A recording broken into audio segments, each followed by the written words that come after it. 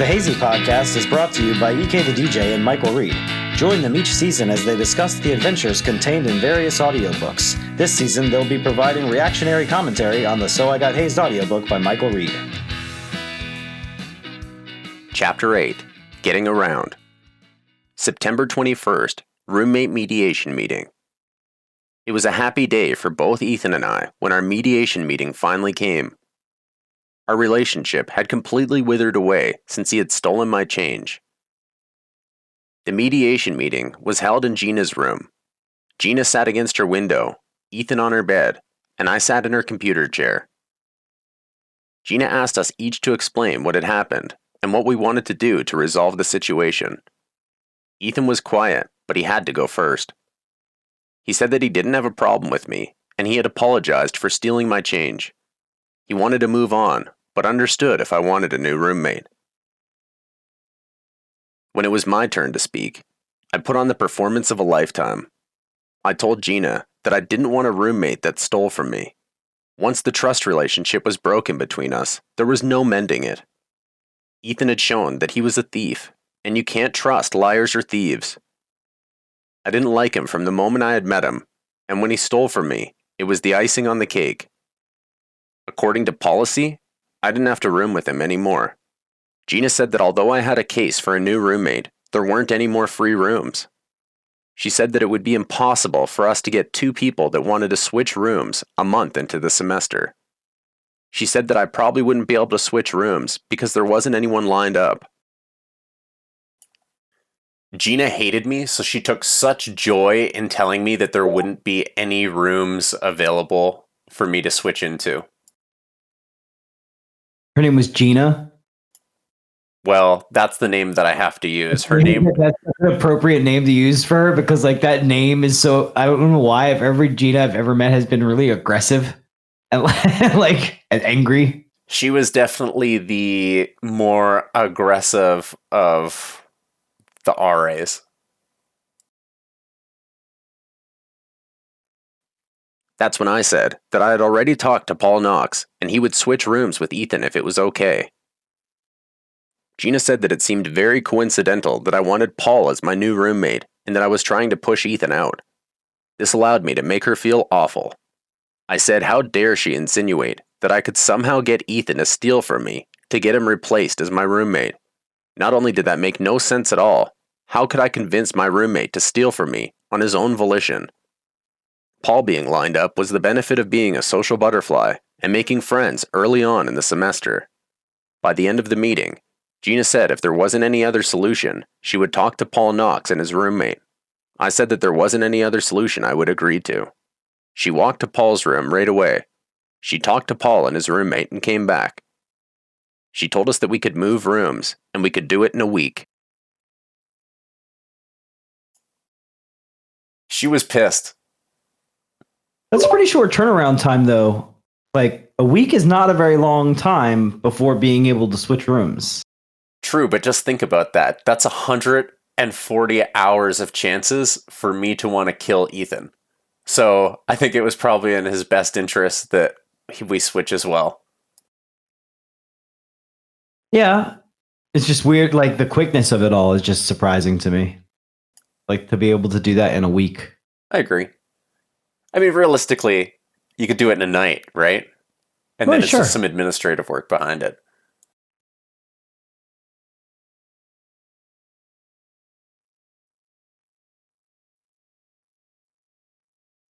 September 24th, gang-style mattress murder. I was hanging out in my dorm room when John came over with Evan. They told me I should come see something in their room. I followed them over to their room. They had a huge knife that they were using to cut and stab their suite mate's mattress. When I say a huge knife, I mean like something out of Counter-Strike, like an unrealistic knife that you can't even put in like a knife holster. The thing was like a katana. That's not a knife. This is a knife. Exactly. I immediately asked, "What the fuck are you doing here?" Evan laughed. "Don't worry, Jackson's moving out, and he's getting a new, softer mattress. He said we could wreak havoc on this one." "Where is Jackson?" "He'll be right back," John said, with such confidence I had to believe him. "Seriously? Okay. I took the knife from Evan and stabbed the mattress. It was awesome because I had never stabbed a mattress before. I cut and stabbed it a few more times. Then I gave the knife back to Evan. Okay, I'm done. John and Evan took turns stabbing the bed some more. After we were done, we all went back over to their room. Then they told me they lied to me and that Jackson wasn't moving out. Evan said he isn't getting a new mattress either. What the fuck, I said. They had tricked me. Well, he needs a new mattress now, John laughed. I've participated in a lot of mean things in my life, but that was one of the ones that I actually felt terrible about because I was like, come on, guys, this is somebody's bed. Yeah. I think my bed got stabbed to death by a sword cane. What the fuck is wrong with people in Radford? Is this just like a common happenstance? Things happen. Things happen. Beds get shanked to death. Apparently. I don't even know. Gallons of water get dumped on people's beds. Dude, that happened to me like a couple of years ago. Shit doesn't change. And like you got to replace your mattress if someone dumps a gallon of water on your bed because like by the time it dries out, like your mattress smells like mildew and like. I'm gonna break into a side story here. So a couple years ago, I was living with a bunch of guys. It was a meathead headquarters, and I was the capitan. And one of them was taking a shower, and I can't remember what he did earlier in the day. I'm pretty sure I was like eating something out of a styrofoam container, and he knocked it out of my hand, and the wind blew the food all away, and I was pissed. So later in the day, I take this huge jug of milk while he's taking a shower and I toss it over the shower and I mean, ineffective, right? Because you're in a shower, it's only really going to bother you for a couple minutes. So then later that night, I'm having sex with the girl and he has a Gatorade jug that we're using on the oil rigs that we fill up every day with water, usually from the bathtub because you can't put a huge Gatorade jug under the sink. I mean, like you can fix some things or whatever. So he goes and he fills it up upstairs. He comes down while we're having sex and he tosses that shit on both of us. I chased him naked through the fucking house by my other roommate who's sitting watching TV, and I just start feeding him in on the fucking stairs. But then I realize that I'm naked. So I don't want to engage in any sort of combat. I got my man to worry about. And I got a chick in my bed. So, and my roommate's sitting watching this all happen. So slowly my dick is starting to go more flaccid and more flaccid to the point where he says, "You fuck with that thing?" And I was so pissed off that I'm like, all right, I'm going to get him back. So I went back to the room, took the mattress off, kept having sex with the girl. Later on in the night, I got a Gatorade jug, waited until he was asleep and threw that shit on him, but it did ruin his bed. So his bed was entirely ruined and mine was fine. And he moved out a week later. Well done.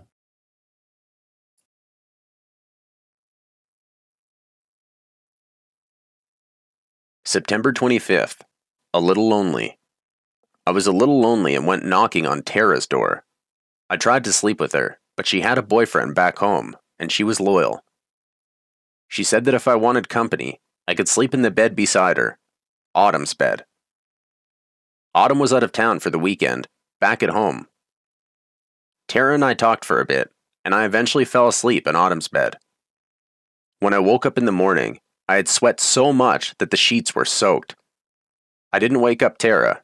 Instead, I snuck back to my room, had a shower, and slid into my bed.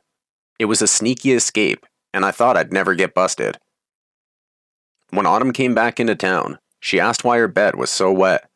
Tara told her what happened, and Autumn yelled at me. She told me that I had to clean her sheets, so I did. It was the least I could do for a funny little story.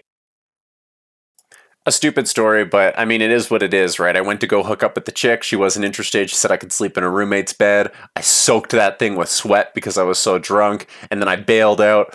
And then when the roommate came back, she's like, "What the fuck? Who pissed all over my bed? It's soaking." I had one in the wrong bed story.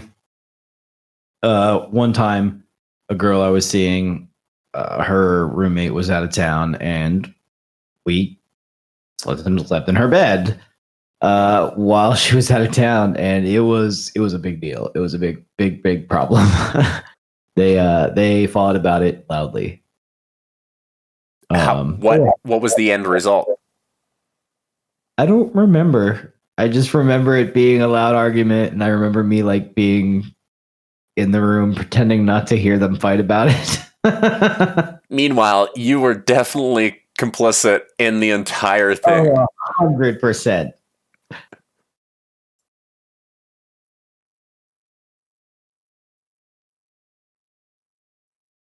September 26th, Scrambled Shmegs. The morning after a party, our pledge class went to the fraternity house to clean up. While cleaning, Forrest came downstairs. It looked like he had been up all night. He asked, "Do you Shmegs want to play a game?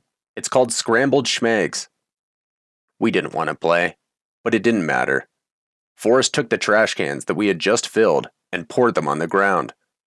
Then he told us to pick up all the trash and put it back into the trash cans as fast as possible. We did as we were told and scrambled to get the trash cleaned up. Once the trash was all cleaned up, Forrest poured the trash all over the floor again, and we repeated the process. It wasn't the worst haze. He wasn't destroying our house. It was more of an annoying but acceptable haze. Throw a bunch of garbage bins on the floor and have Shmegs scramble to clean it up. This went on for a few dumps, and then he left the house. After that experience, we tried our best to take the trash cans to the dumpsters the instant they were full. How you gonna play Scrambled Shmegs with us now, motherfucker, when we take all the trash out as soon as we get it? You act like that was your idea. You act like that you guys came up with that and that you weren't manipulated into taking the trash cans out before they were full. Yeah, but he would have just kept dumping them on the ground, even if they weren't full, right? Like, so we were taking them out when they were a quarter full, and then when we saw a brother... You're basically making sure the cans were empty. True. Right. So you just did better than other pledge classes, basically, because other pledge classes were like, well, we just don't let them overflow. Also, when we're talking about this, it goes back to what we said a few chapters ago about not wanting to own real estate in a college town. Think about all of the damage to that hardwood floor that this caused every time you dump a trash can full of glass on it.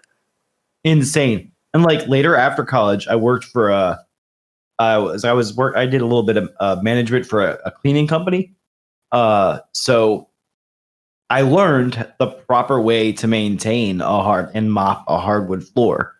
And no, we did not do any favors for that house at all. And we were sweeping it. We were sweeping it with one of those like corn brooms, right? Which just scratches the floor with every sweep. Thinking about it now in my older age, it's painful, but I mean, I'm not a landlord, so fuck it.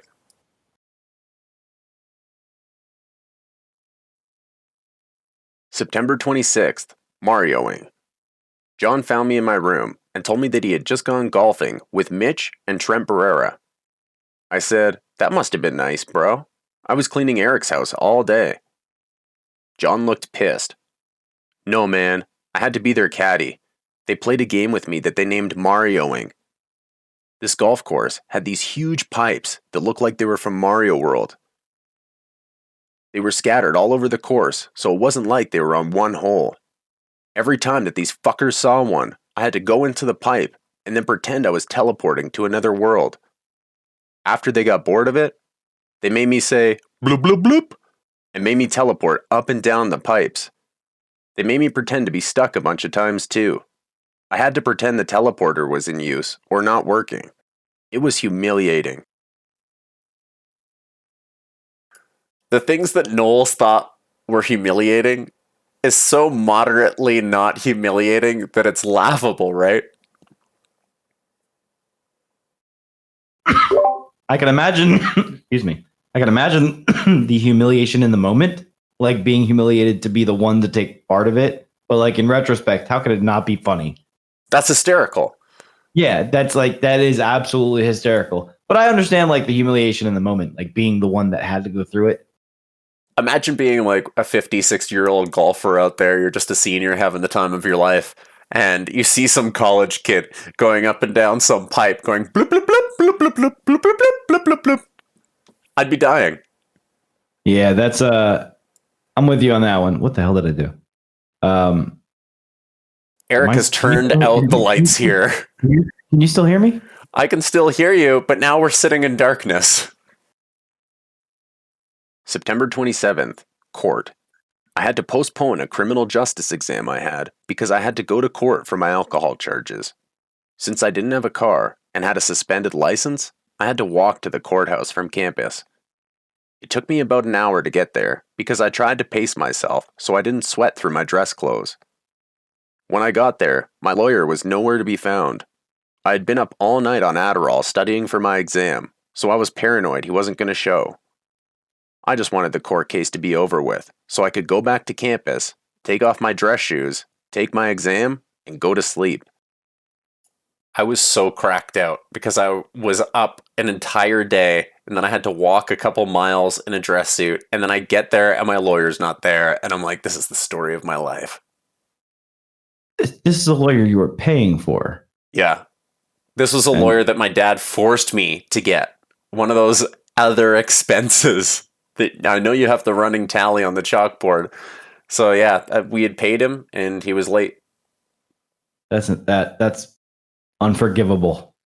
I don't know how many lawyers you've had for criminal proceedings, but as we start to tell more of my stories, you'll find that this is a reoccurring trend, and it doesn't matter if they're some townie lawyer or the best lawyer in the state. Lawyers are just late. Lawyers are just late. What are you going to do? Sue them? Nothing. You're going to do absolutely nothing. Be thankful that they're late. That's not a bill of an hour. Yeah, absolutely. Eventually, my lawyer showed up, and he seemed like a country boy. When my case was called up, I didn't even get to speak. My lawyer said a few words, and the judge assigned me community service and a court fee. For my first alcohol charge, I was assigned 120 hours of community service and had to pay a $66 court fee. On campus, I would most likely have to take an alcohol awareness class and pay for it as well. My second charge would be tried on November 19th, 2004. The same lawyer would be representing me. However, the aiding and abetting the delinquency charge would be dropped. When I was done paying my fee, I thanked my lawyer and left. I walked back to campus with a little bit of the weight being lifted off my shoulders. Now I had one less legal issue, but one new responsibility. I had never done court-assigned community service before, so I wasn't looking forward to it. I already had class, the first program, and I was pledging a fraternity. When I got back, I didn't bother changing because time was tight. I went to my criminal justice test in my court clothes. I brought my case verdict so I could prove my absence. I took my test with a different class, sitting in the front row, and killed it. The teacher posted the grades that day, and I got 100%. Like, of course I got 100%. It was a criminal justice test, and I spent the morning in court and the night studying on Adderall. You got this. Adderall is like the mental steroid for college students. So that's all we got this week, man. So I figured out what had happened.